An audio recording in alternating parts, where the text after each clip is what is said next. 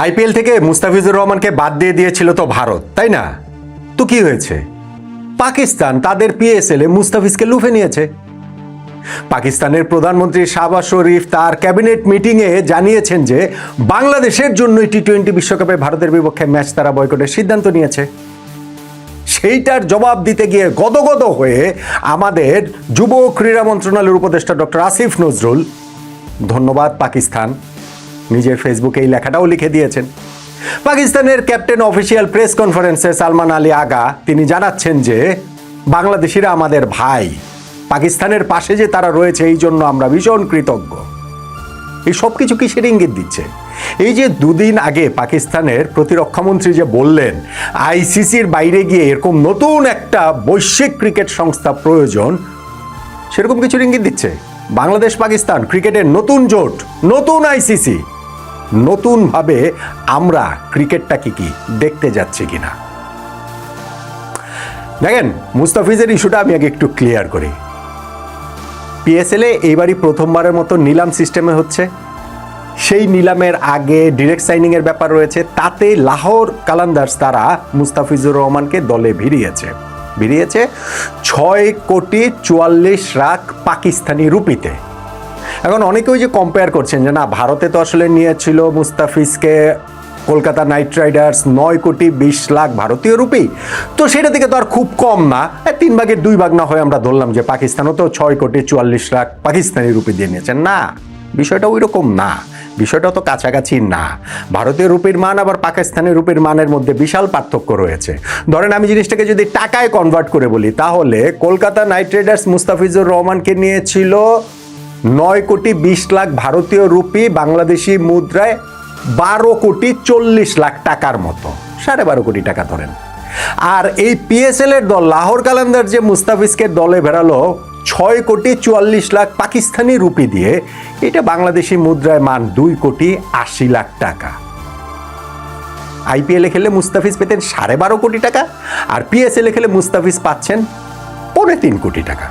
পার্থক্যটা তো বুঝতে পারছেন। এখন সেইটা নয় পার্থক্যের জায়গাটা থাকলো, এটা তো আর পিএসএল এর মান তো আর আইপিএল এর মানের নয়, বিষয়টা সেইখানটাতে নয়। কিন্তু আমাদের এইখানে যে গদগদ অবস্থা আমরা দেখতে পাচ্ছি, পাকিস্তান এবং বাংলাদেশের নতুন যে মিত্র শক্তি দেখতে পাচ্ছি, নতুন যে অক্ষ শক্তি দেখতে পাচ্ছি, সেই জায়গাটাতে আবার মনে হচ্ছে যে রাজনীতি সবকিছু ডমিনেট করছে। যদিও পাকিস্তানের প্রধানমন্ত্রী বলেছেন যে স্পোর্টসের মধ্যে কোনো রাজনীতি থাকার উচিত না, কিন্তু আমি দেখতে পাচ্ছি যে এই পুরো ইস্যুটাতে 0% ক্রিকেট, 100% রাজনীতি চলছে। এবং সেই রাজনীতি অলরেডি আমাদেরকে একটা টি-20 বিশ্বকাপ খেলা থেকে বঞ্চিত করেছে। আর পাকিস্তানের সঙ্গে যদি আমরা সেই জোট বাঁধি, তাহলে যে আমাদেরকে আরো কত দূর নিয়ে যাবে এই জিনিসটা, সেই আশঙ্কার জায়গাটা কিন্তু প্রবলভাবেই থেকে যাচ্ছে। আজকে একটা প্রেস মিট হয়েছে আইসিসি টি-20 ওয়ার্ল্ড কাপে অংশগ্রহণকারী যে 20টা দল রয়েছে, সেই 20টা দলের সব ক্যাপ্টেনদের সহ একটা ছবি আমি নট মানে পেজটাতেও আমি দিয়েছি ফেসবুক পেজে। সেইখানটা তো অনেকে যে কমেন্ট করেছেন, তাতে মনে হয়েছে মানে আমি ছবিটার ক্যাপশন দিয়েছি যে এখানে লিটন দাসও থাকতে পারতেন। এই আফসোস করবো না, এই হাহাকার আমাদের থাকবে না যে একটা টি-20 বিশ্বকাপ আমরা খেললাম না। একজন ক্রীড়াপ্রেমী হিসেবে সেই হাহাকার কার মধ্যে না থাকবে আমাকে একটু বলেন তো দেখি। ওইসব ফালতু কথা ভাই বললেন না তো, দেশ আগে নাকি স্পোর্টস আগে, বাংলাদেশ আগে নাকি ক্রিকেট আগে, এইসব কথাবার্তা যারা বলেন তাদের উদ্দেশ্যই সন্দেহজনক। তারাই হচ্ছে গিয়ে বিশেষ একটা গোষ্ঠীর পারপাস সার্ভ করার জন্য এগুলো করছেন। তাদের জন্যই এই আমাদের সরকার, পাকিস্তানের সরকার এই রাজনৈতিক খেলাটা ভারত সরকার অবশ্যই শুরু করেছে মুস্তাফিজকে বাদ দেওয়া, ওইটা নিয়ে কোনো ডাউট নাই। কিন্তু এর পরবর্তী সময় যেটা হচ্ছে, আমাদের 12ই ফেব্রুয়ারি যে ন্যাশনাল ইলেকশন, সেইটাকে সামনে রেখে নির্দিষ্ট একটা গোষ্ঠীর পারপাস সার্ভ করার মতো অনেকেই দেখছি আমি।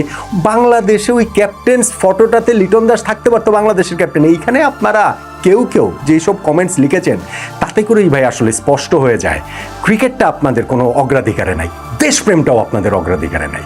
আপনারা ক্রিকেটও ভালোবাসেন না, আপনারা দেশপ্রেমও ভালোবাসেন না। যারা ওই মনোভাবের, তারা ক্রিকেটটাকেও শেষ করতে চান, তারা দেশটাকেও শেষ করতে চান। 12ই ফেব্রুয়ারি হওয়ার পরে করেন, এখনো তো হয় নাই, নির্বাচনটা হোক তারপরে করেন। তার আগ পর্যন্ত অন্ততপক্ষে আমাদের ক্রিকেট বোর্ড কোনো কিছু ওইরকম করেন না। ওই যে ওইখানটাতে যেখানে ধরেন ভারতের ক্যাপ্টেন সূর্য কুমার যাদবকে জিজ্ঞেস করা হয়েছে যে পাকিস্তানের সঙ্গে ম্যাচটা যাবে না, সূর্য বলেছেন যে আমাদের ফিক্সার দেওয়া হয়েছে এবং আমরা সেই অনুযায়ী যাব খেলতে, শ্রীলঙ্কাতে যাব, কলম্বোতে যাব, মাঠে উপস্থিত থাকবো, আমাদের প্রিপারেশন ওইরকমই থাকবে। অ্যান্ড ডিসিশন তো আমাদের সাইড থেকে আসে না, এসেছে অন্য সাইড থেকে। তারা যদি না খেলতে আসে সেটা তাদের ডিসিশন, কিন্তু আমরা আমাদের সেই প্রস্তুতি জায়গাটা পুরোপুরি রাখবো। পাকিস্তানের ক্যাপ্টেন সালমান আলী আগা তিনিও ওইটাকে বলেছেন যে না, এটা তো আসলে ক্রিকেটারদের ডিসিশন না, কিন্তু সেইখানটাতেই তিনি যে পাকিস্তানিরা যে তারা তাদের পাশে বাংলাদেশ থাকার কারণে তিনি কৃতজ্ঞতা জানাচ্ছেন এবং বাংলাদেশিরা যে তাদের ভাই সেই জিনিসটাও জানিয়ে দিচ্ছেন। আমাদের সোশ্যাল মিডিয়াতে কী সব কর্মকাণ্ড হয়, আমাদের মেইন স্ট্রিম মিডিয়াতেও কী সব কর্মকাণ্ড হয়, আমাদের রাজনৈতিক যেই মতবাদ কোন দিকে যে যাচ্ছে সেই খবর পাকিস্তান ক্রিকেট টিমের ক্যাপ্টেনের কান পর্যন্ত চলে গেছে, পৌঁছে গিয়েছে। ফলে তিনি ওরকম কথা খুব সহজেই বলতে পারেন যে পাকিস্তানিদের পাশে বাংলাদেশ রয়েছে বলে তারা আমাদের প্রতি ভীষণ কৃতজ্ঞ, আমরা যে তাদের ভাই সেই কথাটা তারা বলছেন। এখন পাকিস্তানের এই জায়গাটা থেকে আমরা কি নতুন আইসিসি তৈরি করব? পাকিস্তান যদি বেরিয়ে যায় সেইখানটা থেকে আমরা পাকিস্তানের সঙ্গে সঙ্গত দিব যে না ঠিক আছে আমরাও আছি পাকিস্তানের সঙ্গে? এখন দেওয়াটা জরুরি এবং এরকম কোনো ঘোষণাও চলে আসতে পারে কিন্তু 12ই ফেব্রুয়ারির আগে।